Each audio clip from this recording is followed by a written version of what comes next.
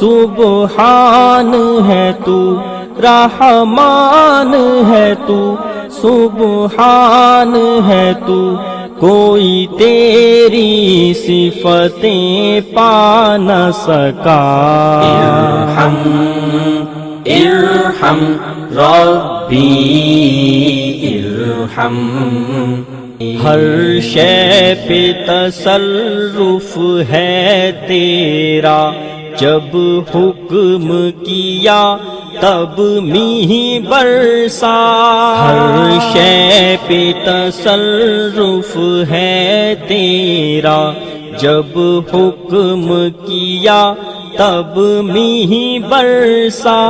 اے مالک ابر سے تیرے سوا، اے مالک ابر سے تیرے سوا، ایک بوند بھی کوئی گرا نہ سکا۔ ارحم ارحم ربی، قادر وہ نہیں ہے جس سے کبھی بن سکتی نہیں ایک مکھی بھی۔ قادر وہ نہیں ہے جس سے کبھی بن سکتی نہیں ایک مکھی بھی۔ مکھی تو بنانا دور رہا، مکھی تو بنانا دور رہا، ایک بال بھی بدلا جا نہ سکا۔ ارحم عما يتساءلون عن النبأ العظيم الذي هم فيه مختلفون كلا سيعلمون ثم كلا سيعلمون ألم نجعل الأرض مهادا والجبال أوتادا وخلقناكم أزواجا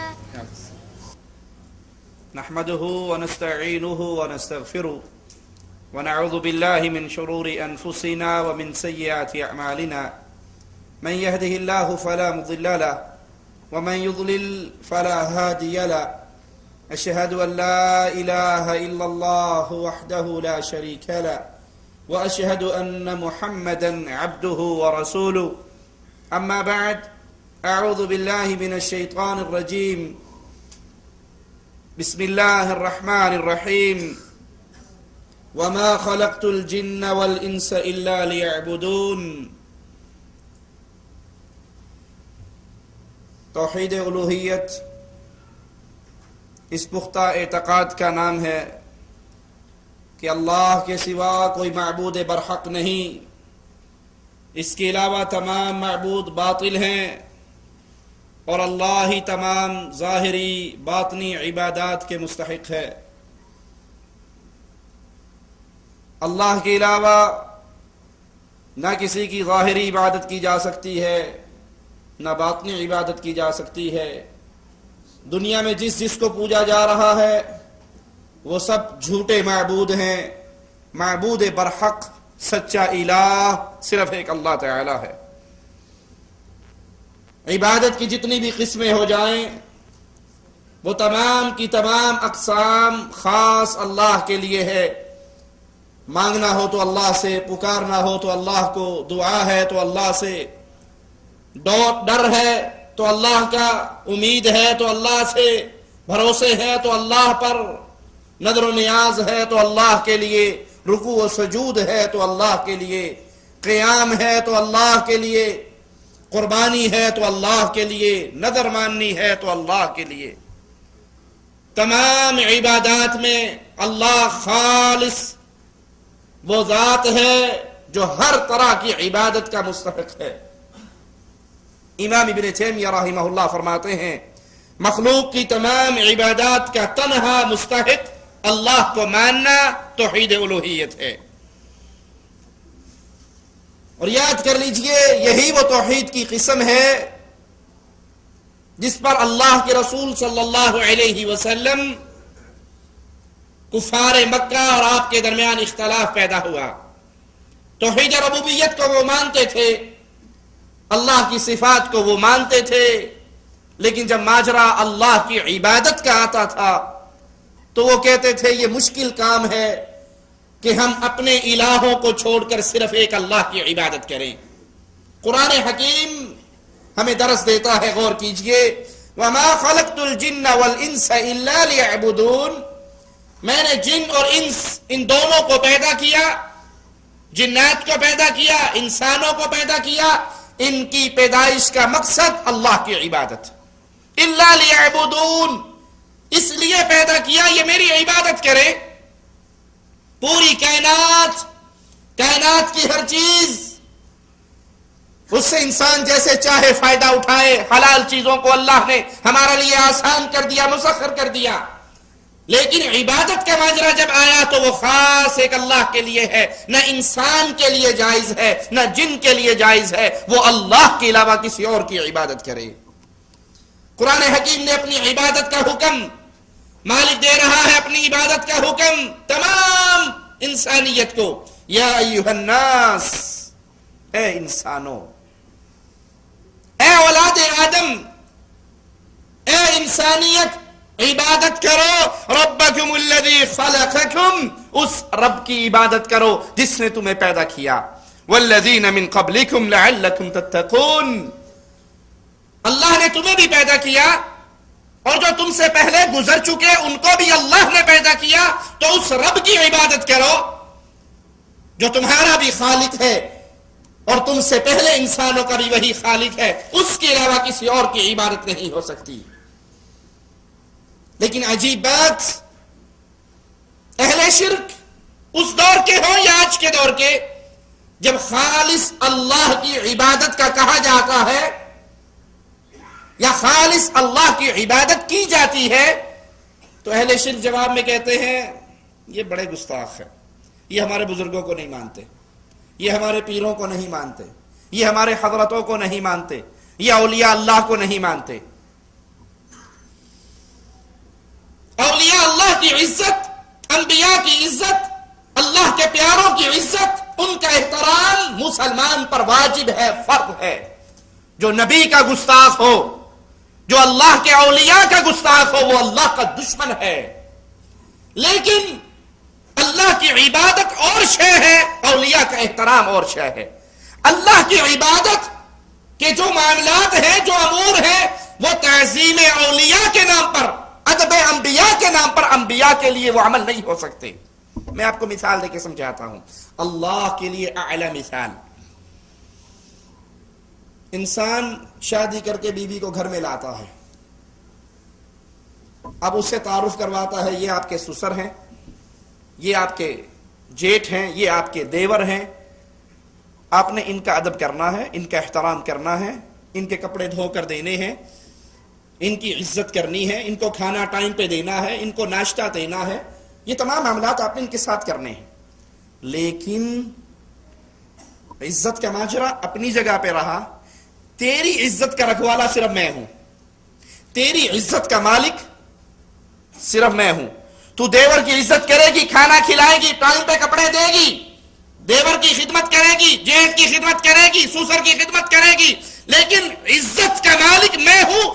میں اپنی عزت میں کسی کی شراکت کو برداشت, وہ شراکت دیور کی ہو, وہ جیٹھ کی ہو, وہ کسی اور کی ہو, اس کو میں برداشت نہیں کروں گا. اور اگر وہ بیوی اپنی عزت میں کسی کو شریک نہ ہونے دے, کیا باقی لوگوں کو یہ حق ہے وہ یہ کہیں یہ بڑی گستاخ ہے, یہ دیور کی بے ادب ہے, یہ جیٹھ کی بے ادب ہے, یہ سسر کی بے ادب ہے؟ انہیں حق نہیں ہے. اللہ کے لیے اعلی مثال مسئلے کو سمجھیے. اللہ کی عبادت وہ خاص اللہ کا حق ہے, اس میں اللہ کے انبیاء بھی شریک نہیں ہو سکتے, اولیاء بھی شریک نہیں ہو سکتے, بزرگان دین بھی شریک نہیں ہو سکتے, ائمہ دین بھی شریک نہیں ہو سکتے. ان سب کی عزت کی جائے گی, انبیاء کی عزت کی جائے گی, اولیاء کی عزت کی جائے گی, ان سے پیار و محبت کیا جائے گا. لیکن جہاں ماجرا عبادت والا آئے گا تو وہ خاص اللہ کا حق ہے, اس میں کسی اور کو شریک نہیں کیا جا سکتا. اب اگر ہم یہ کہیں کہ سجدہ عبادت ہے، رکوع عبادت ہے، قیام عبادت ہے، نظر عبادت ہے، ڈرنا عبادت ہے، توکل عبادت ہے، سوال عبادت ہے، مدد طلب کرنا عبادت ہے، تو کوئی جواب میں یہ کہے یہ اولیاء کا دشمن ہے، یہ بزرگان دین کا دشمن ہے، تو وہ یہ کہنے والا جھوٹ بول رہا ہے۔ ہم انبیاء کے دشمن نہیں، ہم انبیاء کے مخالف نہیں۔ ارے جو انبیاء کے بارے میں یا نبی کریم کے بارے میں یا اللہ کے اولیاء کے بارے میں ایک ذرے کے برابر بھی اس کے دل میں نفرت ہو، اس کے دل میں بغض ہو، اس کے دل میں حقارت ہو، اس کے دل میں اہانت ہو، تو رب محمد کی قسم وہ بندہ کافر ہو جاتا ہے۔ آپ اللہ کے مواحد بندوں کو یہ کہنا دو کہ یہ انبیاء کی توہین کرتے ہیں یا اولیاء کی توہین کرتے ہیں۔ ہم اولیاء کی توہین نہیں کرتے، انبیاء کی توہین نہیں کرتے، لیکن ایک سوال کرتے ہیں جو عمل اللہ کی عبادت قرار پاتا ہے وہ نہ نبی کریم کے لیے ہو سکتا ہے نہ علی المرتضیٰ کے لیے ہو سکتا ہے۔ اللہ اپنی عبادت میں اکیلا ہے، یکتا ہے، تنہا ہے، اس کی عبادت میں کوئی شریک نہیں۔ وہ بڑے سے بڑا انسان ہو، وہ بڑے سے بڑے مقام کا مالک ہو، اس کا یہ معنی نہیں کہ اس کی توہین کی جائے گی، نہیں، لیکن خالص عبادت کا حقدار ایک اللہ ہے۔ عبادت کے کروڑوں حصے کیے جائے، کروڑواں حصہ بھی اگر اللہ کو چھوڑ کر انبیاء یا اولیاء کے لیے کیا جائے گا تو یہ شرک ہوگا جو اللہ کے ہاں ہمیشہ جہنم میں جانے کا سبب بن جاتا ہے۔ آئیے وہ چیزیں دیکھتے ہیں جس میں خاص اللہ کی عبادت کی جاتی ہے۔ وہ کون سی اشیاء ہے جو خاص اللہ کے لیے ہے؟ دعا کرنا اور پکارنا عبادت ہے۔ قرآن حکیم بیان فرماتا ہے وَقَالَ رَبُّكُمْ اُدْعُونِي أَسْتَجِبْ لَكُمْ، وَقَالَ رَبُّكُمْ، بڑا سادہ سلیس ترجمہ، اور کہا رب تمہارے نے، ادعونی، پکارو مجھے، استجب لکم، تمہاری پکاروں کو میں قبول کرنے والا ہوں، سننے والا ہوں۔ وَقَالَ رَبُّكُمْ، تمہارے رب کا فرمان، تمہارے رب کی آواز، تمہارے رب کا اعلان، تمہارے رب کا آرڈر، تمہارے رب کا حکم۔ وَقَالَ رَبُّكُمْ ادْعُونِي، لوگوں پکارنا ہے جب بھی تو مجھے پکارو، اولاد چاہیے مجھے پکارو، رزق چاہیے اللہ کا پکارو، شفا چاہیے اللہ کا پکارو، بیڑیاں کشتیوں میں پھنس گئی ہے تو اللہ کو پکارو۔ جب معاملہ پکار کا آئے گا، جب معاملہ مانگنے کا آئے گا، جب معاملہ دعا کا آئے گا تو اللہ کہتا ہے پوری کائنات کو چھوڑ کر مجھے پکارو، کیونکہ ساری کائنات محتاج ہے اور اللہ داتا ہے۔ وَقَالَ رَبُّكُمْ ادْعُونِي، اے میرے بندو تم مجھے پکارو، میں تمہاری دعائیں قبول کرنے والا ہوں۔ إِنَّ الَّذِينَ يَسْتَكْبِرُونَ عَنْ عِبَادَتِي سَيَدْخُلُونَ جَهَنَّمَ دَاخِرِينَ۔ إِنَّ الَّذِينَ يَسْتَكْبِرُونَ عَنْ عِبَادَتِي، پہلے حکم دیا مجھے پکارو، پھر کیا فرمایا؟ جو لوگ غرور کرتے ہیں، گھمنڈ کرتے ہیں، عن عبادتی، مالک کہہ رہا ہے عن عبادتی، میری عبادت سے، پہلے پکار کا کہا پھر پکار کو عبادت قرار دیا۔ وقال ربکم ادعونی، پکارو مجھے۔ ان الذین یستکبرون عن عبادتی، جو میری عبادت سے غرور کرتا ہے، گھمنڈ کرتا ہے، تکبر کرتا ہے، سیدخلون جہنم داخرین، یہ ذلیل ہو کر، رسوا ہو کر جہنم میں داخل ہوں گے۔ تو اللہ کو پکارنا، اللہ سے مانگنا، اللہ سے دعائیں کرنا، یہ عبادت ہے۔ امام الانبیاء، امام کائنات، قائد اعظم محمد الرسول اللہ صلی اللہ علیہ وسلم نے فرمایا الدعاء والعبادہ، دعا ہی عبادت ہے، پکارنا ہی عبادت ہے۔ یہاں پر یاد کر لیجئے، کوئی شبہہ پیش کر سکتا ہے، آپ اپنے بیٹے کو نہیں پکارتے، آپ اپنی بیوی کو نہیں پکارتے۔ پکارنا ان امور کے اندر جن امور میں ان کو اختیار، آپ کا بیٹا سامنے بیٹا کہتا ہے بیٹا آؤ پانی پلاؤ، اس کے اختیار میں ہے، وہ پلا دے۔ بیگم سے کہ اٹھو روٹی پکا کر دو، اس کے اختیار میں ہے، وہ پکا دیتی ہے۔ آپ کی کشتی بھور میں پھنسی ہوئی اور آپ یہاں بیٹھ کر اس ذات کو پکارو جو یا تو فوت ہو کر قبر میں دفن ہو گئی، اس دنیا کو چھوڑ گئی، اس دنیا سے مر کے اگلے جہاں میں چلی گئی، یا اس ذات کو پکارو جو ہزاروں میل دور بیٹھی ہے، لاکھوں میل دور بیٹھی ہے، سینکڑوں میل دور بیٹھی ہے، آپ اس بندے کو اس مسئلے میں پکار رہے ہو، نہ وہ موجود ہے، نہ وہ سن سکتا ہے، اس کے اختیار سے باہر ہے، نہ فوق الاسباب ہے، یہاں پر پکارنا اس کی عبادت قرار پائے گی۔ جب کوئی نہیں سن سکتا تو عرش والا سنتا ہے۔ ہر کسی نے مر کے زمین میں دفن ہونا، ہر کسی نے جہان چھوڑنا، لیکن ایک ذات جس کی عبادت کی طرف ہماری صدائیں بلند ہوتی ہے وہ اللہ کی ہے۔ اسے سمندر میں پکار کے دیکھ لو تو یونس علیہ السلام نے مچھلی کے پیٹ میں پکارا تھا، اللہ نے وہیں سے نجات دے دی تھی۔ اس کو سمندروں میں پکارو، دریاؤں میں پکارو، پہاڑوں میں پکارو، ریگستانوں میں پکارو، وہ اللہ ہے جو دعائیں سنتا ہے، قبول کرتا ہے، عطا کرتا ہے۔ اس کے علاوہ کوئی اور دعاؤں کو قبول کرنے والا نہیں ہے۔ مگر افسوس آج کلمہ گو اتنی محبت سے رب کو نہیں پکارتے جتنی وہ غیر اللہ کو پکارتے ہیں۔ ایک قوال پیر عبد القادر جیلانی کو پکارتے ہوئے غوث اعظم، غوث اعظم کا مطلب کیا ہے؟ غوث کہتے ہیں مددگار کو، غوث اعظم سب سے بڑا مددگار، یہ سپرلیٹو ڈگری ہے۔ غوث اعظم سب سے بڑا مددگار، یعنی اس سے بڑا مددگار اور کوئی؟ تو سب سے بڑا مددگار کون ہے؟ ارے کروڑوں پیر عبد القادر جیلانی ہو، کسی کو چھیڑنا مقصود نہیں، چڑھانا مقصود نہیں، پیار اور محبت سے دعوت توحید سمجھانا مقصود ہے۔ کروڑوں پیر عبد القادر جیلانی ہو، محمد کریم کے پاؤں کی خاک اڑنے والے ایک ذرے کے برابر بھی پیر عبد القادر نہیں ہو سکتے۔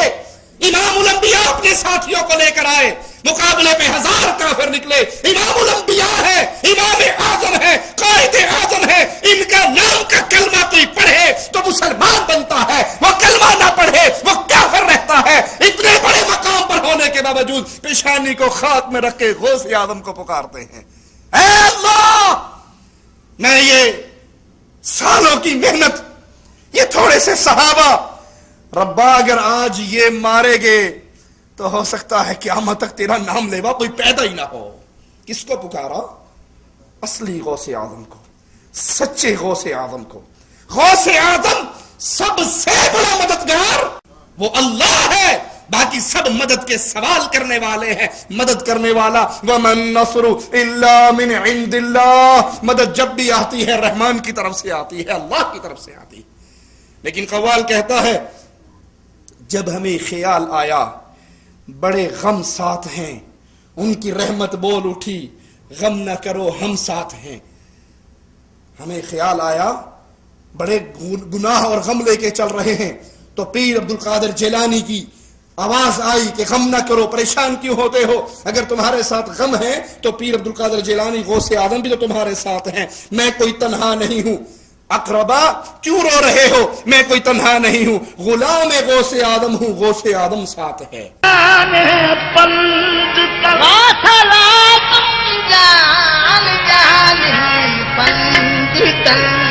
جب تمہیں آخر خیال آیا بڑے غم ساتھ ہیں، ان کی رحمت بول اٹھی غم نہ کر ہم ساتھ ہیں۔ اقربا کیوں رو رہے ہو؟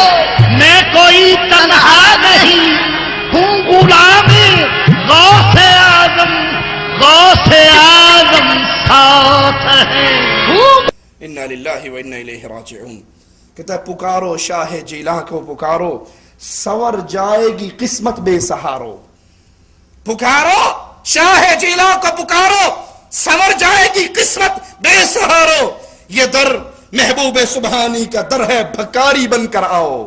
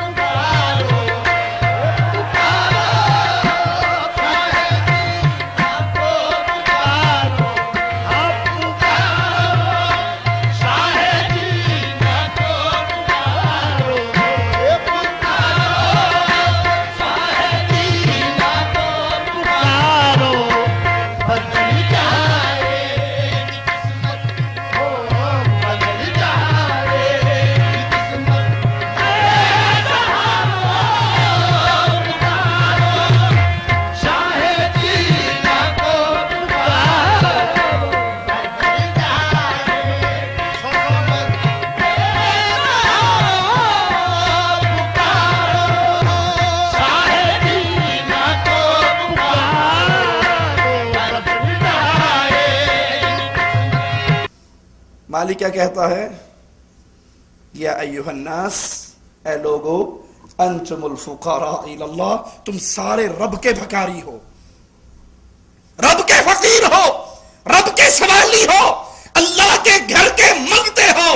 لیکن یہاں یہ اپنے پیر کو پکارتے ہوئے کہتا ہے یہ در محبوب سبحانی کا در ہے، بھکاری بن کر آؤ، کرو تم نام میرا کا وظیفہ، قرار زندگی ہے بے قرارو، پکارو ہر گھڑی یا غوث اعظم، ملے گا چین دلوں کو بے قرارو.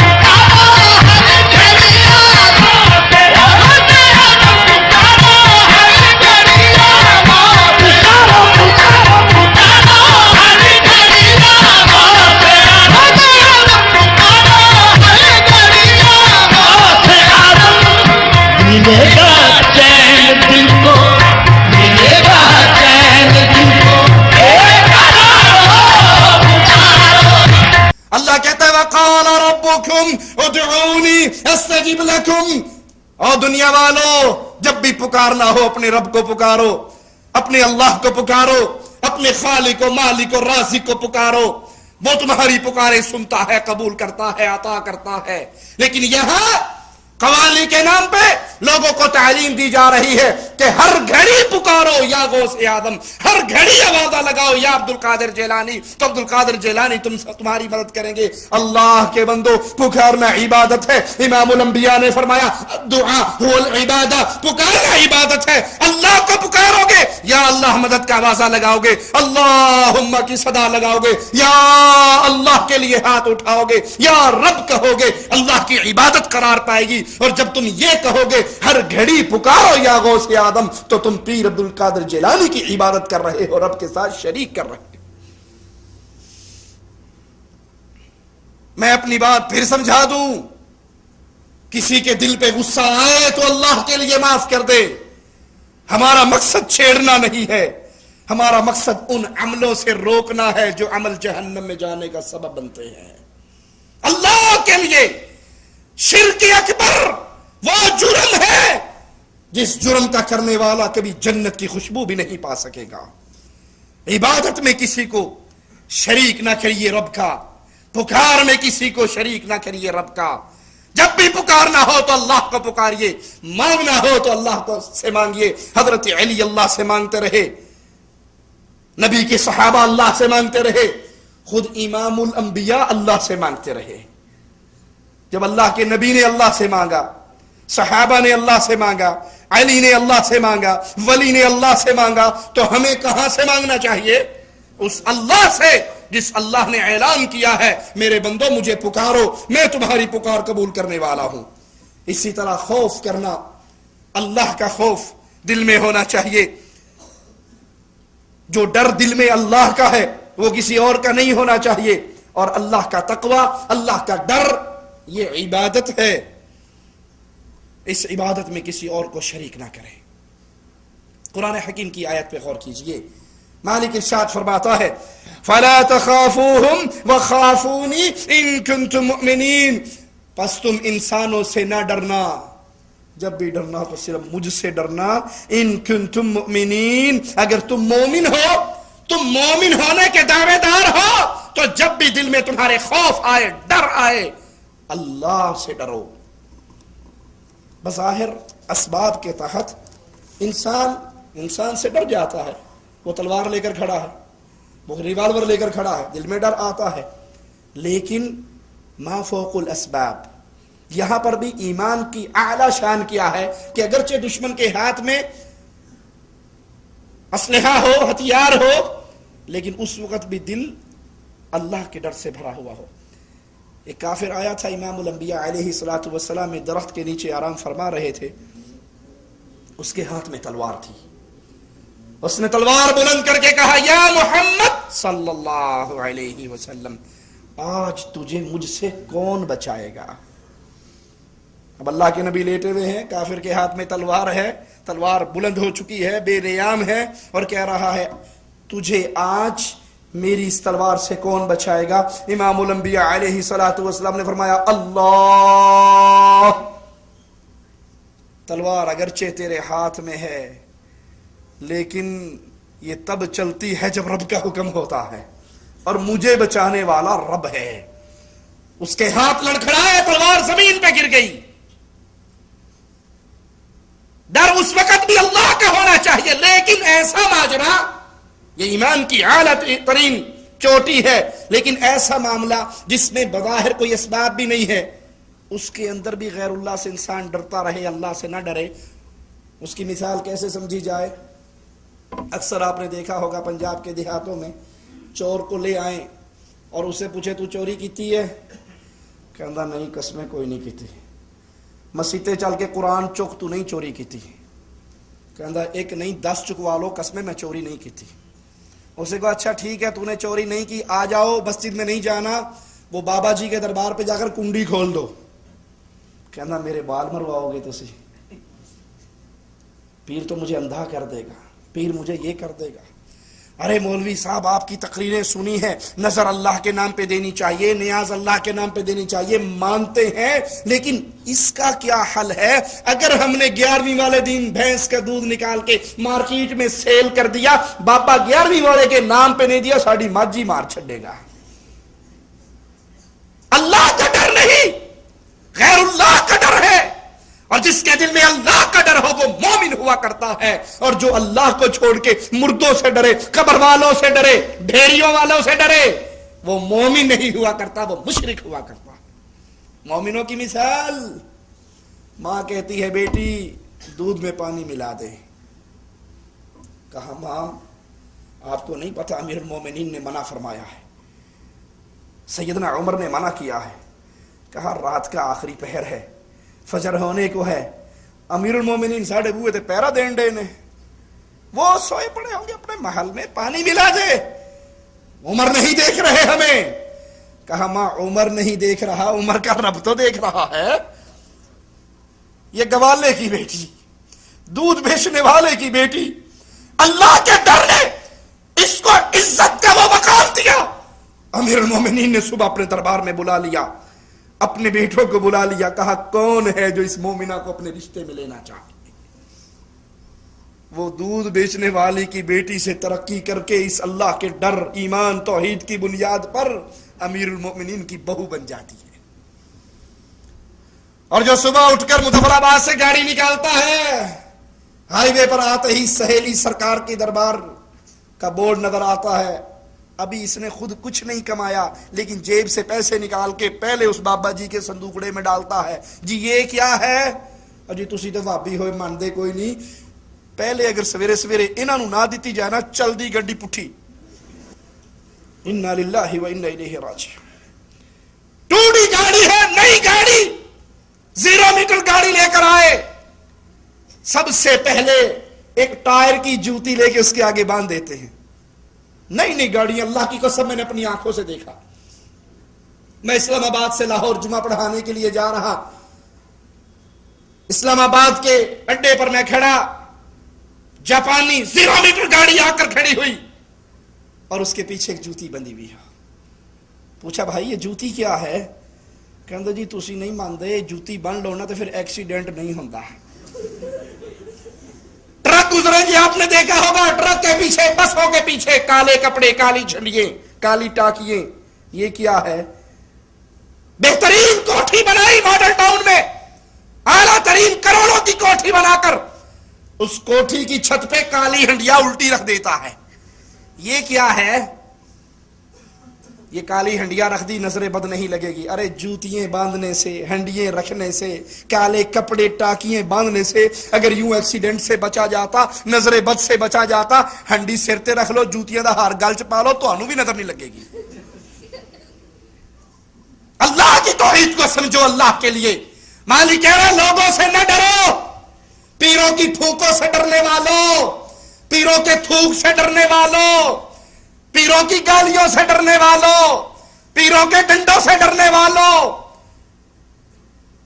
یہ جلالی بابا ہے، اگر اس نے گالی دے دی بیڑا غرق ہو جائے گا، اس پیر نے یوں کر دیا تو یوں ہو جائے گا، یوں کر دیا تو یوں ہو جائے گا.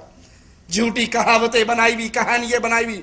جی آپ نہیں مانتے، پورا قافلہ ایک بندے کا جا رہا تھا، پیر گنج شکر وہاں سے گزر رہے تھے. انہوں نے پوچھا اس بوریوں میں اونٹوں میں کیا ہے؟ تو اس کے پاس چینی تھی، گڑ تھا. تو اس نے کہا، دل میں سوچا کہ تھے مولوی مانگی نہ لوے، کہندا جی میں تے نمک لے کے چلنا. انہوں نے کہا لے جا، نمک لے جا، کوئی بات نہیں. وہ نمک لے گیا.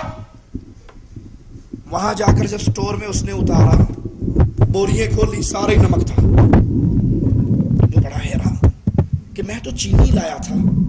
پھر اسے یاد آیا کہ راستے میں بابا جی نے پوچھا تھا یہ کیا ہے، میں نے کہا تھا نمک ہے، پیر نے کہا تھا نمک ہی ہوئے گا. پھر وہ ساری چینی نمک بن گئی. واپس آیا دوڑتا دوڑتا پیر صاحب کے پیچھے، کہتا پیر صاحب غلطی ہوگی معاف کر دیو. تو کیا ہوا؟ کہتا وہ میں پوری اونٹوں کی قطار، میرا قافلہ تھا، چینی تھی، میں سمجھا کہ یہاں مانگ نہ لو، آپ نے پوچھا کیا ہے، میں نے کہا نمک ہے، تو میں نے جا کر اتارا، واقعی نمک ہو گیا. کہا اس میں تھا کیا؟ کہا چینی تھی. کہتا پھر چینی ہوئے گی. واپس آ کر بوریے کھولی، ساری چینی بن چکی تھی. یہ جھوٹی کہاوت ہے، یہ جھوٹی کرامت ہے. یہ لوگوں کے دل میں مردوں کا ڈر بٹھانا، غیر اللہ کا ڈر بٹھانے والی بات ہے. اور دل میں ڈر صرف رب کا ہوا کرتا ہے. دل میں ڈر مومن کے رب کا ہوا کرتا ہے. امید کرنا، امید صرف اللہ سے کرنی چاہیے، اس کے علاوہ کسی اور سے امید نہیں کرنی چاہیے. اور امید کرنا بھی عبادت ہے، ڈرنا بھی عبادت ہے، امید کرنا بھی عبادت ہے. مالک فرماتا ہے فمن كان يرجو لقاء ربه فليعمل عملا صالحا ولا يشرك بعبادة ربه احدا. جو کوئی اپنے رب کی ملاقات کی امید رکھتا ہو، رب سے ملاقات کا امیدوار ہو، اسے چاہیے نیک عمل کرے، بندگی میں اپنے رب کے ساتھ کسی اور کو شریک نہ کرے. امیدیں بھی لگاؤ تو اللہ سے، مانگو تو اللہ سے، ڈرو تو اللہ سے. اللہ کے علاوہ کسی اور پہ امیدیں لگانا ان معاملات میں جن معاملات میں اللہ کے علاوہ کسی اور کو اختیار نہیں ہے، یہ اللہ کی عبادت میں اس کو شریک بنانا ہے. کوئی پیر کچھ نہیں کر سکتا، کوئی بابا کچھ نہیں کر سکتا، کوئی شیخ کچھ نہیں کر سکتا. کہتے ہیں جی ہاں منت مانی ہے، دربار پہ گئے تھے، دھاگے باندھ کر آئے ہیں، پیر صاحب کے ترلے کیے ہیں، اب امید ہے کہ کچھ نہ کچھ ہو جائے گا. ارے اگر اللہ چاہے گا تو ہوگا، اور اللہ نہیں چاہے گا تو دنیا مل کے بھی کچھ نہیں کر سکتی. توکل کرنا جب بھی، بھروسہ کرنا جب بھی، تو صرف ایک اللہ پر کرنا، کیونکہ توکل، بھروسہ یہ عبادت ہے جو اللہ کے علاوہ کسی اور کی نہیں کی جا سکتی. مالک فرماتا ہے وَعَلَى اللَّهِ فَتَوَكَّلُوا إِن كُنتُم مُؤْمِنِينَ. وَعَلَى اللَّهِ فَتَوَكَّلُوا. بھروسہ جب بھی کرنا ہے تو اللہ پر کرنا. بابا دھنکے کے ڈنڈے کھا کر یہ امیدیں لگا لینا کہ اب اس دفعہ وزارت پکی ہے کیونکہ ڈنڈے مجھے زیادہ پڑے ہیں. پیروں کے دربار سے نمک چاٹ کر امیدیں لگا لینا، تعویذ لے کر امیدیں لگا لینا، ان کا کڑا بہن کر بھروسے کرنا کہ بس بابے کے دربار کی مدری ہے، بابے کے دربار کی انگوٹھی ہے، بابے کے دربار کا پتھر ہے، بابے کے دربار کے ٹکڑے ہیں، بابا جی کے دربار کا پانی ہے، بابا جی کے دربار کا تیل ہے، بابا جی کے دربار کا نمک ہے. اب یہ کھانے سے سارا معاملہ ختم ہو جائے گا، ساری بیماریاں ٹل جائیں گی، دکھ دور ہو جائیں گے، غربت ختم ہو جائے گی. یہ جب سے کڑا پہنا ہے، ٹینشن ختم، بواسیر ختم. قرآن حکیم کی آیت پہ غور کرو، وَعَلَى اللَّهِ فَتَوَكَّلُوا. او بھروسہ کرنے والو، او توکل کرنے والو، جب بھی کرنا ہے تو اللہ پر کرنا. ان کنتم مؤمنین، اگر تم مومن ہو، تمہیں مومن ہونے کا دعویٰ ہے، تم دعوے دار ہو کہ تم مومن ہو، تو آؤ بھروسہ کرنا ہے تو رب کی ذات پر کرو. اگر تمہیں ایمان کا دعویٰ ہے تو بھروسے اللہ کی ذات پر ہوں گے. اور اگر تم اللہ کے علاوہ قبروں پر بھروسے کرتے ہو، مردوں پہ بھروسے کرتے ہو، غیر اللہ پہ بھروسے کرتے ہو، تو یاد کر لو ایمان تمہارے پلے میں نہیں ہے. قرآن حکیم کے دوسرے مقام پہ غور کیجئے، وَمَن يَتَوَکَّلْ اللَّهَ فَهُوَ حَسْبُهُ، اور جو اللہ پر بھروسہ کرے اللہ پھر اسے کافی ہو جاتا ہے۔ جو اللہ پر امید لگائے، جو اللہ پر بھروسہ کرے، جو اللہ پر توکل کرے، مالک پھر اس کے لیے کافی ہو جاتا ہے، اس کو کائنات کی کسی اور بندے کی ضرورت حاجت نہیں رہتی، کیونکہ وہ اللہ کے در کا منگتا ہوتا ہے، اس کی ساری امیدیں اللہ سے ہوتی ہیں۔ رغبت کرنا اور خشوع اختیار کرنا بھی عبادت ہے، جھکنا عبادت ہے۔ رغبت بھی کریں تو اللہ کی طرف، جھکیں بھی تو اللہ کے لیے، اور کسی اور کے سامنے جھکنا، اس کی طرف رغبت کرنا جائز نہیں۔ انہم كانوا يسارعون في الخيرات ويدعوننا رغبا ورهبا وكانوا لنا خاشعين، یہ لوگ نیکی کے کاموں میں دوڑ دھوپ کرتے، ہمیں رغبت اور خوف کے ساتھ پکارتے تھے، ہمارے آگے جھکے ہوئے تھے۔ اہل ایمان اللہ کو پکارتے ہیں، خوف ہوتا ہے، رغبت ہوتی ہے، جہنم کا ڈر ہوتا ہے، جنت کی طلب ہوتی ہے، جنت کی لالچ ہوتی ہے، جنت کی خواہش ہوتی ہے، جہنم کی آگ کا ڈر رہتا ہے، اللہ کے عذاب سے ڈرتے ہیں اور اللہ کی جنت کی طرف رغبت رکھتے ہیں اور اللہ کے سامنے جھکتے ہیں۔ سید کی سین کو سلام، شاہ جی کی شین کو سلام، بابا جی کے پیروں میں پڑنے والوں، بابا جی کے قدموں میں گرنے والوں، بابا جی کے پیروں کے اندر سجدے کرنے والوں، اس کے گھٹنے کو ہاتھ لگانے کے لیے جھکنے والوں، رکوع کرنے والوں، جب بھی جھکو تو ایک اللہ کے سامنے جھکو، ڈرو تو اللہ سے، مانگو تو اللہ سے، رغبت رکھو تو اللہ سے۔ دوسرے مقام پہ غور کیجئے، الذین هم فی صلاتہم خاشعون، اہل ایمان اپنی نمازوں کے اندر اللہ سے ڈرنے والے، خشیت اختیار کرنے والے۔ وخشعت الاصوات للرحمن، رحمان کے سامنے تمام آوازیں پست ہو جائیں گی۔ خشیت صرف اللہ کی، رغبت صرف اللہ سے، امید صرف اللہ سے، بھروسہ صرف اللہ پر۔ خوف اختیار کرنا اور خشیت اختیار کرنا، یہ خشیت قلبی خوف کو کہتے ہیں، اور یہ صرف اللہ کے لیے ہونا چاہیے۔ دل کے اندر جو ڈر ہے وہ خالص اللہ کے لیے ہونا چاہیے، دل کے اندر کسی اور کا خوف نہیں، کسی اور کا ڈر نہیں۔ فلا تخشوہم واخشونی، مالک فرماتا ہے تم ان سے نہ ڈرو، مجھ سے ہی ڈرو۔ فلا تخشوہم، ان سے نہ ڈرو۔ یہ اہل توحید کو جتنی مرضی گالیاں دے دیں، یہ اہل توحید کو جتنی مرضی تانے دے دیں، ہمارا پیر تمہاری ٹانگ توڑ دے گا، ہمارا پیر تمہارا یہ کر دے گا، ہمارا پیر یہ کر دے گا۔ مجھے یاد ہے مولانا محمد حسین شیخ پوری رحمت اللہ علیہ جمعہ پڑھانے کے لیے جا رہے، ایکسیڈنٹ ہوا، ٹانگیں ٹوٹ گئی۔ قبر کے پجاریوں نے بڑی آوازیں لگے، دیکھیا ساڑھے پیر نے بھابی مولوی دی لتاں توڑ چھڑیاں۔ اللہ کی رحمت سے آپریشن ہوا، ٹھیک ہو گئے، اللہ نے شفا دے دی۔ انہوں نے پھر جمعہ پڑھایا، کہا لوگوں غلط فہمی میں نہ رہنا کہ پیروں نے میری ٹانگیں توڑی تھی، جس اللہ نے توڑی تھی اس اللہ نے جوڑ بھی دی، اور اگر پیروں نے توڑی ہوتی تو وہ جڑنے دیتے۔ ہماری باتوں سے قطعاً کسی کے دل میں یہ نہ آئے ہم پیروں کی عزت نہیں کرتے، ہم بزرگوں کی عزت نہیں کرتے۔ رب محمد کی قسم ہم اللہ کے اولیاء کی عزت کرتے ہیں، ان کا ادب کرتے ہیں، ان کی گستاخی کے تصور بھی اپنے دل میں نہیں لاتے، لیکن جو اعمال خالص ایک اللہ کے لیے کیے جائیں وہ کسی پیر و فقیر کے لیے نہیں ہو سکتے۔ اگر مصیبت آتی ہے تو اللہ کی طرف سے عذاب آتا ہے، اللہ کی طرف سے رحمتیں آتی ہیں، اللہ کی طرف سے شفائیں آتی ہیں، اللہ کی طرف سے غیر اللہ کے علاوہ نہ کوئی پیر، نہ کوئی فقیر، نہ کوئی قبر والا، نہ درگاہ والا، نہ حضرت اور نہ بابا، نہ شیخ، نہ مرید، نہ مرشد، نہ حاجی، کوئی کچھ نہیں کر سکتا۔ جو ہوتا ہے وہ رب کے حکم سے ہوتا ہے۔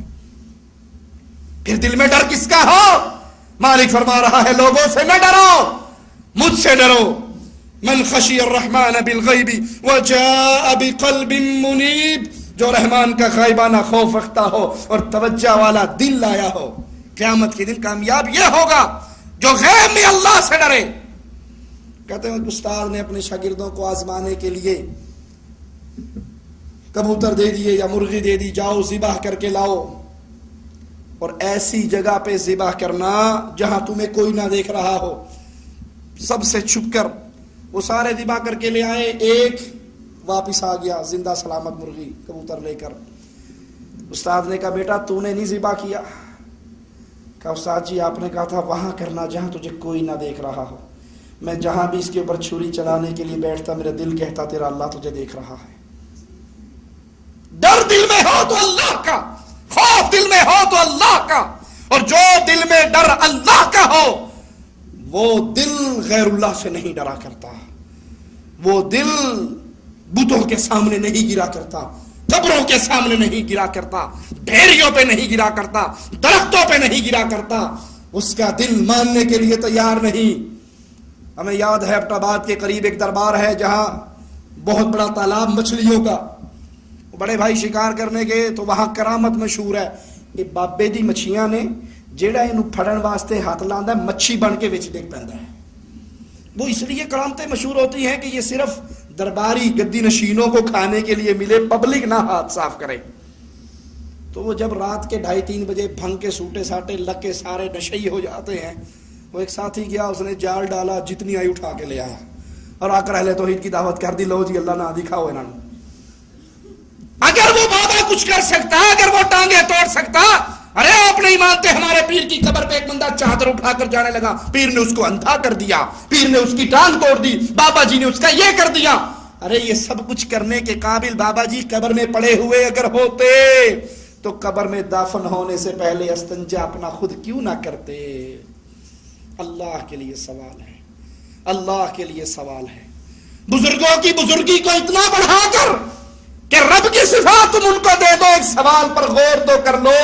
اگر یہ بابا جی غوث آدم ہوتے، اگر یہ پیر جی سب کچھ کرنے والے ہوتے. ڈاکٹر طاہر القادری صاحب اپنی ایک تقریر میں فرماتے ہیں جب حضرت حسین رضی اللہ عنہ وارضا شہید ہو گئے، قافلہ سارا شہید ہو گیا، عورتیں ایک خیمے کے اندر بیٹھ گئیں. عورتیں جب خیمے میں بیٹھ گئیں تو بچی روتے ہوئے کہنے لگی زینب رضی اللہ تعالی عنہا کو کہ آج ہمارا پہرا کون دے گا؟ کبھی تو غازی علمدار پہرا دیتے تھے، کبھی سیدنا حسین پہرا دیتے تھے، آج کون دے گا؟ تو انہوں نے کہا بچیوں نہ رو، آج میں پہرا دوں گی. ابھی وہ بیٹھی، اچانک دیکھی ایک آدمی آ رہا ہے جس نے منہ پہ کپڑا لپیٹا ہوا. تو وہ بچیاں رونے لگ گئی. ان کے دل میں بھی ڈر آیا کہ یہ کون ہے جو ادھر آ رہا ہے. تو آواز نکال کر سر باہر نکال کہا کہ ادھر آنے والے تو کون ہے؟ یہ تو فاطمہ کی بیٹیوں کا خیمہ ہے. اس نے قریب آ کر چہرے سے نقاب ہٹایا، کہا پریشان نہ ہو، میں علی المولا علی المرتضی آیا ہوں، آج کی رات میں تمہارے پہرے پہ تمہارے خیمے کے اوپر پہرا دوں گا. اللہ کے لیے سوچو، اللہ کے لیے سوچو. جھوٹ بولنے والوں، جھوٹی کہاوتیں گھڑنے والوں، سیدنا علی ہماری ایمان ہے، ہم ان کی محبت ہمارا ایمان ہے. سیدنا حسن، سیدنا حسین، اہل بیت، ان کی محبت ہمارا ایمان ہے. ہم پسند کرتے ہیں قیامت کے دن سیدنا حسین کے گروہ میں کھڑے ہو، ابن زیاد ملعون کے گروہ میں کھڑے نہ ہو. ہم سیدنا حسین کے ساتھ، ہم سیدنا حسن کے ساتھ، ہم اہل بیت کے ساتھ. لیکن ان کی محبت کا یہ مطلب تو نہیں کہ تم جھوٹ بول کے وہ قصے بیان کرو جس کی کوئی اصل نہیں. اگر سیدنا علی اس دنیا پہ آ سکتے، دفن ہونے کے بعد، شہید ہونے کے بعد پھر دوبارہ آ سکتے، وہ آج بچیوں کے خیمے پر پہرا دینے کے لیے آئے ہیں. تو جب جنگ شروع نہیں ہوئی تھی اپنے بیٹے حسین کو بچانے کے لیے کیوں نہیں آئے؟ شہزادی سیدہ سکینہ اور دیگر شہزادیاں پوچھتی ہیں پھوپھی جان پچھلی 10 راتیں جو گزری ہیں، 9 راتیں 7 راتیں، اس میں تو جب ہم رات کو سوتے تھے تو بھائی علی اکبر اور بھائی قاسم اور چچا عباس پہرا دیتے تھے، آج رات ہمارا پہرا کون دے گا؟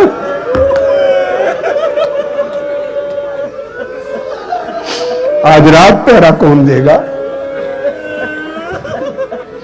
سیدہ فرماتی ہے کہ بیٹے آج میں خود پہرا دوں گی. شہزادیوں کو اونگ آ گئی، رات جاگتے جاگتے سیدہ کو بھی اونگ آ گئی. ابھی ہلکی سی نیم خوابی ہے، جاگ رہی ہے، کچھ آنکھ بند ہے.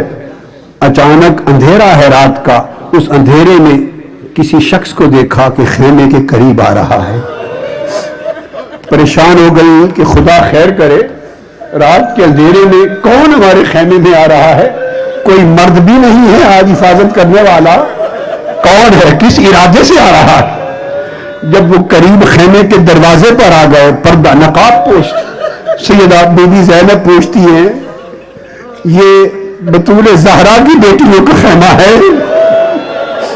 تاجدار کائنات رسول کی بیٹیوں کی جگہ ہے, اور پردے کا اتنا اچھا انتظام نہیں. کون ہو خدا کے لیے ہمارے اندر نہ آنا؟ کون ہو آنے والے؟ وہ پردہ ہٹا کے جواب دیتے ہیں بیٹا علی یہ مرتضیٰ آیا ہوں, آج رات آپ کا پہرا دینے آیا ہوں.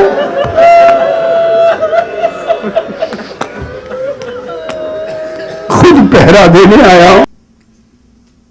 راستے میں سکینہ رہ گئی, قافلہ چل رہا. ڈاکٹر طاہر قادری صاحب فرماتے ہیں ایک جگہ پہ سکینہ رہ گئی, زینب اتری, دوڑتی بھی پیچھے آئی, دیکھا ایک پردے دار خاتون نے سکینہ کو گود میں لیا ہوا. زینب نے کہا تیرا بھلا ہو اے پردے دار خاتون, اللہ تجھ پہ رحم کرے جس نے میری بچی کو سنبھال لیا, تو بتا تو ہے کون؟ اس نے کہا پریشان نہ ہو, میں فاطمہ الزہرا ہوں, اپنے سکینہ کو بچانے کے لیے آئی. جب دمشق پہنچے رستے میں ایک مقام آیا, اس مقام پر پہنچ کر رات کا وقت ہے, قیام ہوا. پھر آپ نے کجاووں میں اونٹنیوں پر شہزادیوں کو گنا, سکینہ پھر نظر نہیں آتی, پھر نظر نہیں. آواز دی سکینہ سکینہ, نہیں ملی. پریشان ہوئی, آپ اتر آئی بےتاب ہو کر.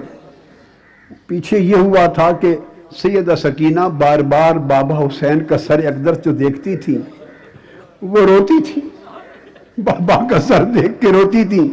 اور بدبخت جو ساربان تھا وہ جھڑکتا تھا, وہ پھر اور روتی تھی, بابا کو پکارتی تھی بابا حسین بابا حسین, وہ جھڑکتا تھا. اس بدبخت نے اس کا رونا دیکھ کر سیدہ سکینہ کا بازو پکڑ کے جو کھینچا تو جھٹک کے نیچے گرا دیا. اونٹنی پر قافلہ چل پڑا. سیدہ سکینہ خوف زدہ ہو کر بے ہوش ہو گئی تھی, اور جب ہوش میں آئی تو قافلہ جا چکا تھا. دوڑتی دوڑتی دوڑتی قافلہ مل نہ سکا, بہت دور گئی. تو جب شمار میں نہیں آئی تو سیدہ زینب دوڑی, اور سیدہ زینب دوڑ کر پیچھے پہنچی, دوڑ کر آواز دیتی سکینہ سکینہ. ایک جگہ جا کر رات کے اندھیرے میں کوئی بیٹھا ہوا نظر آیا, پردہ پوش.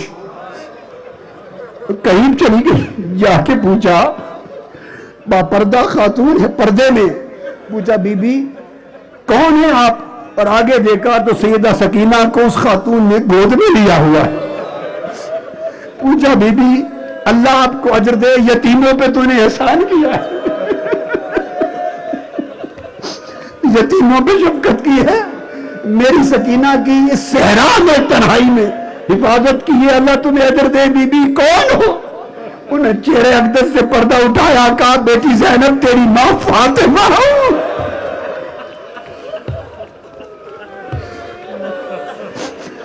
سکینہ کی رکھوالی کے لیے آئی.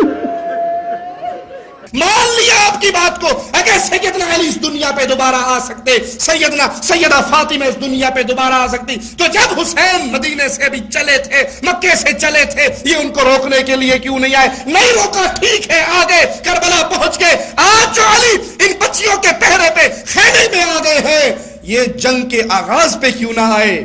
اپنے بیٹے کو بچانے کے لیے کیوں نہ آئے؟ اپنے خانوادے کو بچانے کے لیے کیوں نہ آئے؟ ابن زیاد سے لڑنے کے لیے کیوں نہ آئے؟ یہ لوگوں کو رلانے کے لیے جھوٹے قصے ہیں جو تم نے ان مجلسوں میں بیان کرتے ہو. حقیقت حال جو اولیاء اللہ فوت ہو گئے وہ رب کی جنتوں میں چلے گئے, شہداء جنتوں میں چلے گئے. حدیث میں آتا ہے شہداء نے درخواست کی تھی, اللہ ایک مرتبہ ہماری روح کو دوبارہ جسم میں ڈال دے, ہم پھر دنیا میں جا کر تیرے راستے میں شہادت کا مزہ لینا چاہتے ہیں. مالک نے فرمایا یہ تو میرا فیصلہ ہے, جو یہاں آ جاتا ہے وہ واپس نہیں جا سکتا.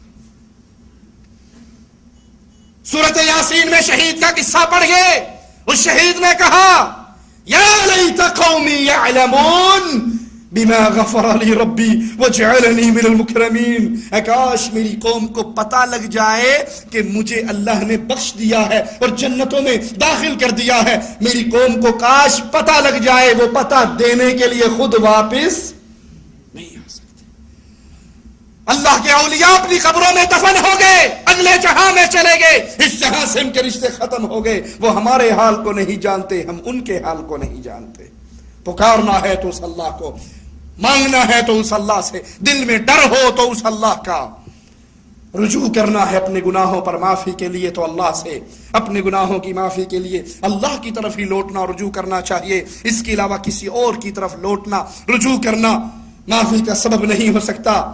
اور رجوع کرنا، گناہوں کی معافی مانگنا، یہ عبادت ہے۔ قرآن بیان فرماتا ہے وَأَنِيبُوا إِلَىٰ رَبِّكُمْ وَأَسْلِمُوا لَهُ، پلٹ آؤ اپنے رب کی طرف۔ کسی سے گناہ ہو جائے تو اپنے رب کی طرف آئے، کسی سے غلطی ہو جائے اپنے رب کی طرف آئے اور اس کے مطیع بن جاؤ، اللہ سے معافیوں کا سوال کرو۔ کسی دربار کے عرس میں شامل ہو کر گناہ معاف نہیں ہوتے۔ 1 سال کے بعد ماتم کا جلوس نکال کر سارا سال کے گناہ معاف نہیں ہوتے۔ معاف کروانا ہے تو اللہ کے دربار پر آؤ، اللہ کے در پر آؤ، اللہ کے سامنے جھکو، اللہ سے معافیوں کا سوال کرو، اللہ کے در پر آ کر رو، اپنے گناہوں پر آنسو بہاؤ۔ وہ اللہ ہے جو گناہوں کو معاف کر دیتا ہے۔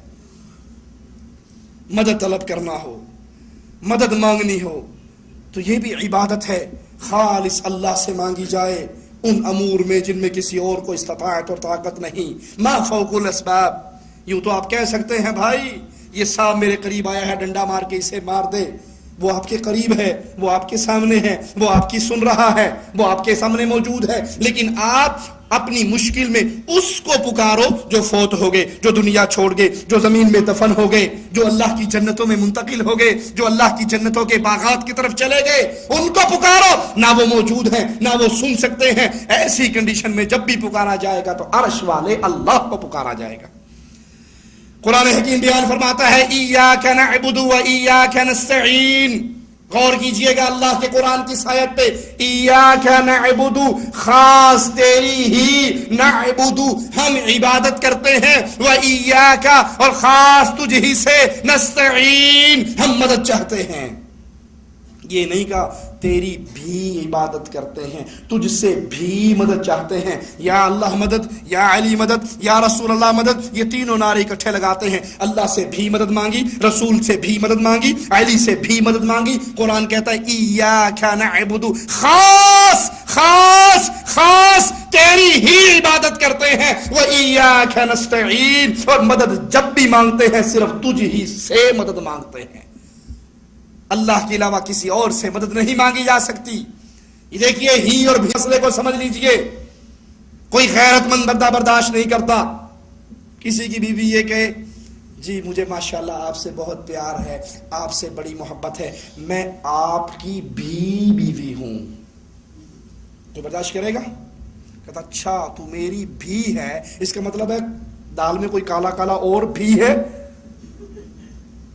ارے میری عزت برداشت نہیں کرتی، یہ تو نے کیا کہ میں تیری بھی بیوی نہیں، میں تیری ہی بیوی ہوں۔ نکاح کرنے کے بعد، تیرے عقد میں آنے کے بعد اب بیوی ہونے کا رشتہ خاص تیرے ساتھ ہے، میں تیری ہی بیوی ہوں۔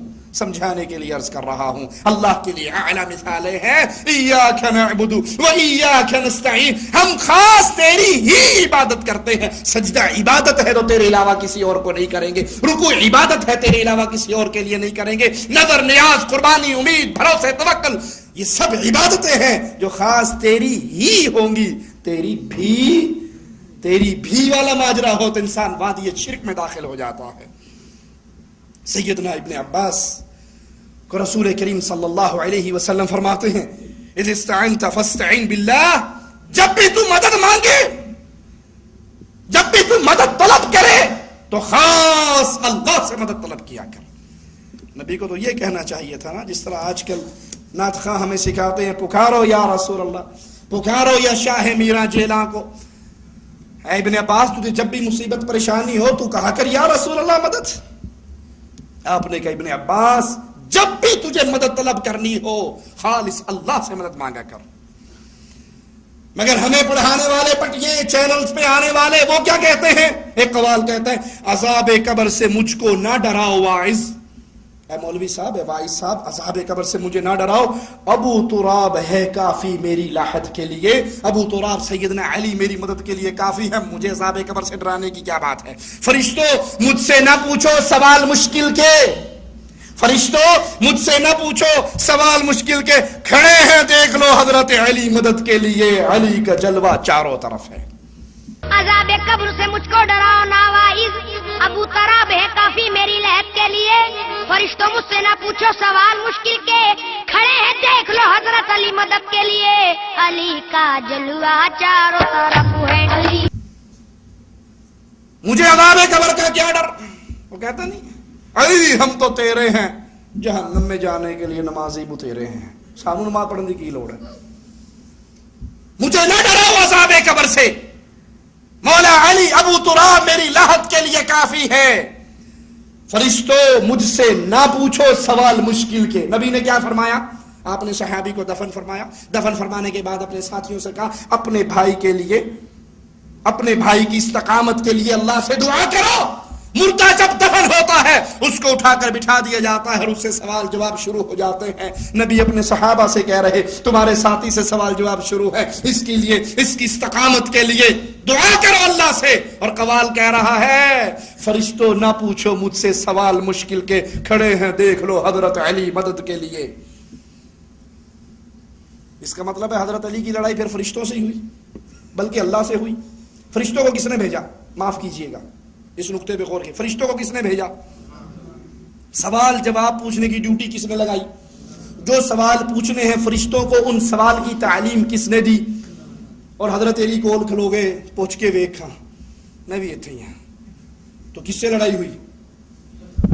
لا حول ولا قوت الا باللہ، انا للہ و انا الیہ راجعون۔ پھر محبت سے، ادب سے، پیار سے، محبت سے عرض کرتے ہیں اولیاء کی عزت ضروری ہے، کیجئے، لیکن ان کو وہ شان نہ دیجئے کہ وہ اولیاء کے دائرے سے نکل کر اللہ ہی بن جائیں۔ لا حول ولا قوت الا باللہ۔ پناہ طلب اللہ سے کرنی چاہیے، پناہ طلب کرنا عبادت ہے۔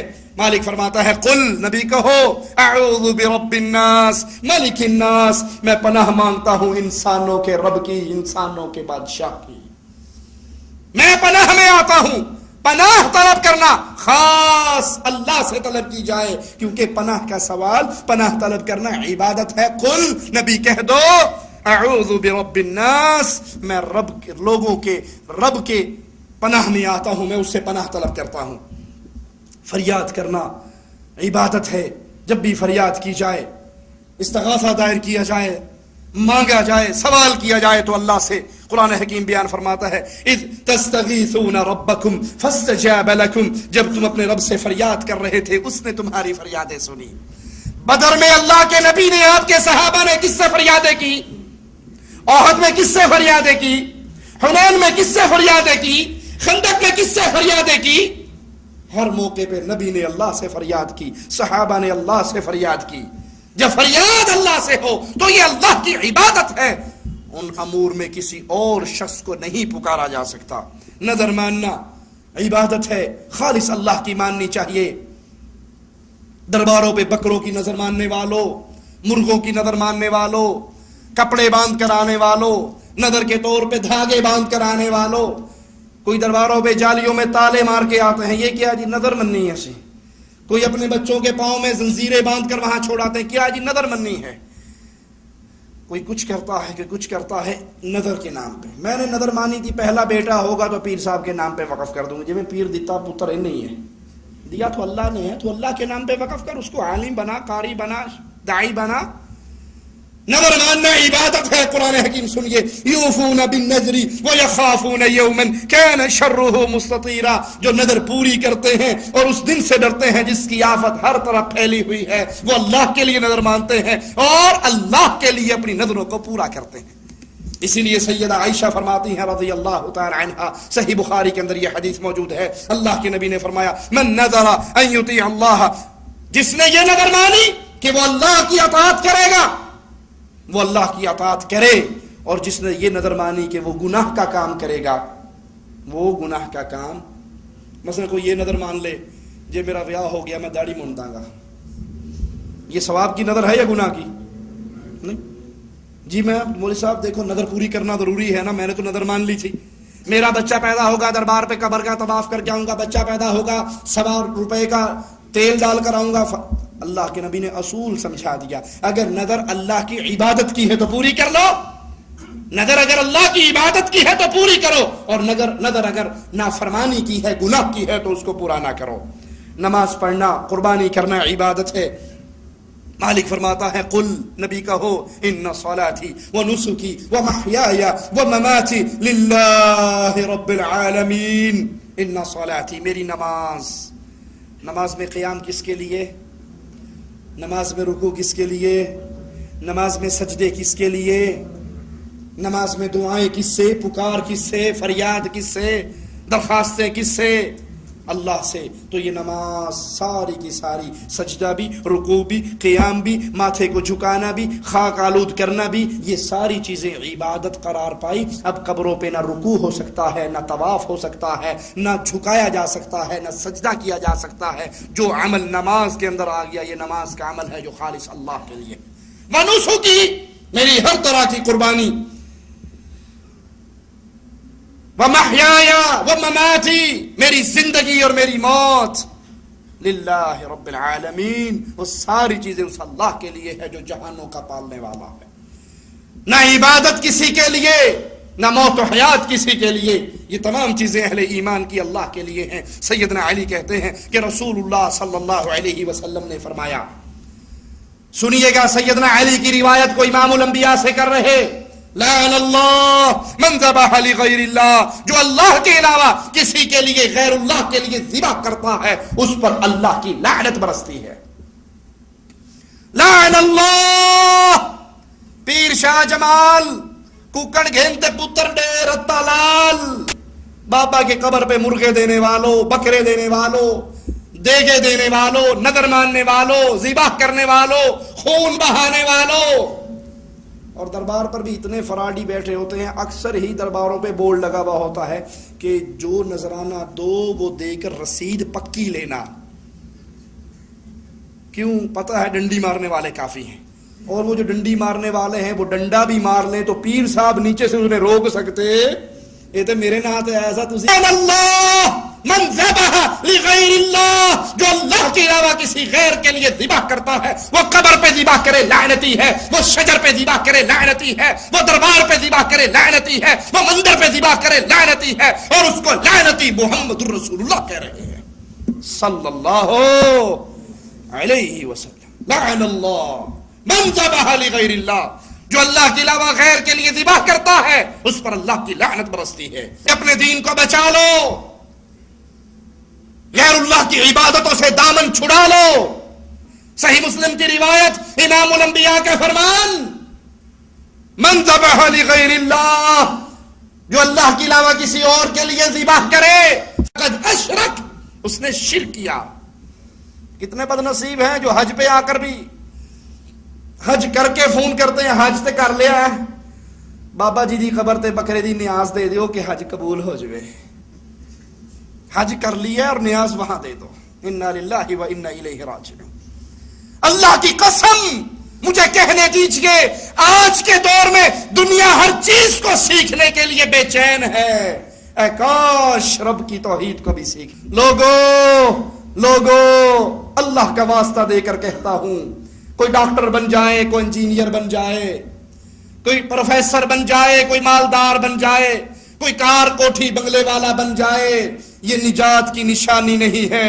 نجات کا ایک ہی راستہ، لوگوں مواحد بن جاؤ، لوگوں ان عملوں سے رک جاؤ جو اللہ کی توحید کے اندر غیروں کو شریک بنانے کا عمل ہے. اللہ ہمیں توحید کا فہم عطا فرمائے، اللہ ہمیں توحید پہ قائم اور دائم رکھے، اللہ ہمیں زندہ رکھے، ایمان پہ رکھے، اللہ ہمیں موت دے اس حال میں دے. ہمارا اللہ ہم سے راضی ہو، ہمارا اللہ ہم سے راضی ہو. اللہ ہمارے گناہوں کو معاف فرما دے، اللہ ہماری خطاؤں کو معاف فرما دے، اللہ ہماری سیاہ کاریوں کو معاف فرما دے. اللہ توحید کی محبت ہمارے دلوں میں پیدا فرما دے، اللہ توحید کو سمجھنے کی توفیق عطا فرما دے. اللہ عقیدہ توحید کو اپنی اولادوں میں، اپنے گھر میں، اپنے قریہ میں، اپنی بستی میں، اپنے شہر میں، اپنے ملک میں پھیلانے کی توفیق عطا فرما دے۔ اللہ زندہ رہے تو تیری توحید کو پھیلانے کے لیے، اللہ موت آئے تو تیری توحید کو پھیلاتے ہوئے، اللہ زندہ رہے لا الہ الا اللہ کے پیغام کو عام کرنے کے لیے، اللہ موت آئے اس اعلان خوش نصیبوں میں شامل فرما دے جو دنیا میں تیری توحید کا آوازہ بلند کرتے رہے۔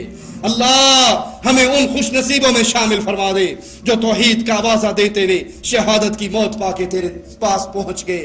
اللہ ہمیں جب بھی موت دینا اس حال میں دینا، ہمارے اللہ ہم سے راضی ہونا، ہمارے اللہ ہم سے راضی ہونا، اے اللہ ہم سے راضی ہونا، ہمیں اس حال میں موت دینا ہم زندگی کے بہترین ایام، وہ ایام تیری عبادت میں، فاستغفروہ انہ هو الغفور الرحیم۔